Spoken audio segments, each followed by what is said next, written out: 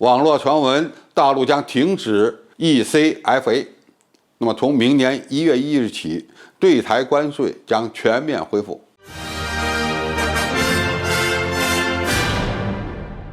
观众朋友、网友朋友，大家好，我是付千少。最近中国大陆正式申请加入 CPTPP， 没想到台湾地区呢随后也宣布申请加入。那么台湾当局还自信满满地表示，相比大陆，它更容易满足 CPTPP 的标准。然而没高兴几天，发现不对劲儿了。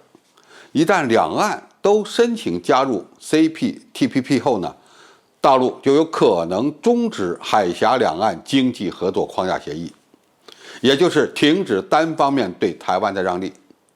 现在台湾当局一方面推进台独，另一方面又从大陆挣取巨额的贸易顺差。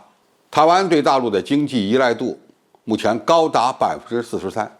蔡英文目前所干的事儿就是从大陆挣钱，然后呢搞渐进式台独。但是他似乎忘了，台湾之所以能够获得丰厚的利润，除了大陆市场大、两岸同文同种之外，更重要的是两岸曾在2010年6月29日签署了 ECFA， 也就是海峡两岸经济合作框架协议。据台湾中央社18日报道，民进党立委陈亭妃在当天的立法院会议上表示，网络传闻大陆将停止 ECFA， 那么从明年1月1日起，对台关税将全面恢复。他就此问题呢，经济部长王美花是否接到类似信息？王美花称没有接到类似信息，一旦停止会循机制展开协商进行沟通。如果台湾当局认可一个中国，那么这项惠台协定的续签应该不会成什么问题。现在的问题是，两岸之间的交流协调机制几乎全面中断。在 ECFA 到期之后，王美花准备找谁去续签呢？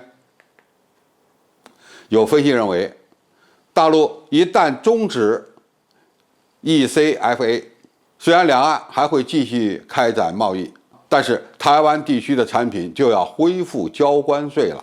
让台湾方面更为担心的是，中国大陆已经加入了 RCEP， 如果再加入 CPTPP， 接着再终止了 ECFA， 那就会让台湾陷入贸易壁垒。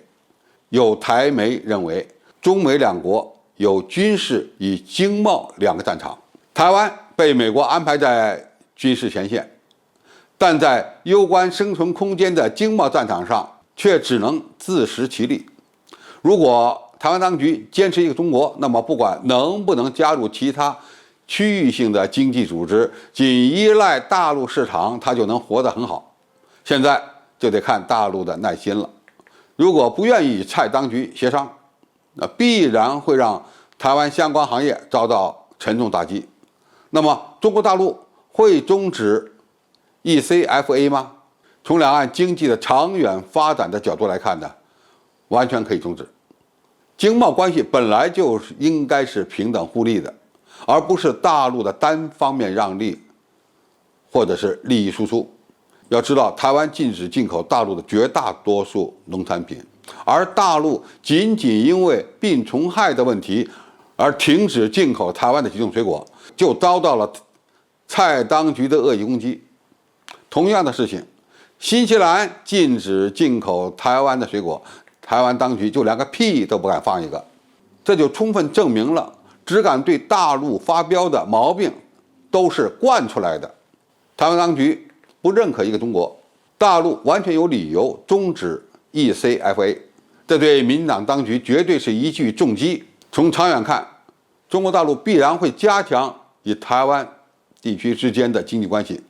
当然，更大的可能是双方统一了之后，如果继续续签也不是不可能，反而证明中国大陆早已经决定了统一的方式，不再计较一时一地的得失。好，今天的评述就到这里，谢谢大家收看，我们下期再见。